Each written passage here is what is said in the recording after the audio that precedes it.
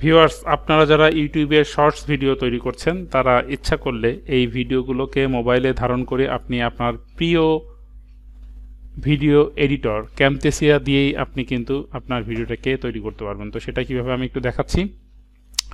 এই যে স্ক্রিন এরিয়াটা যেটা, এটাকে আপনার আসলে সাইজটা কত হবে সেইটা জানাটাই মুখ্য ব্যাপার। তো আপনি প্রথমে যে কাজটা করবেন, এখান থেকে প্রজেক্ট সেটিংয়ের মধ্যে যে আপনি কাস্টম সেটিংস মনে রাখেন যে এখানে আমি ওয়াইডটা হবে হচ্ছে আপনার 720 এবং হাইটটা হবে হচ্ছে 1280।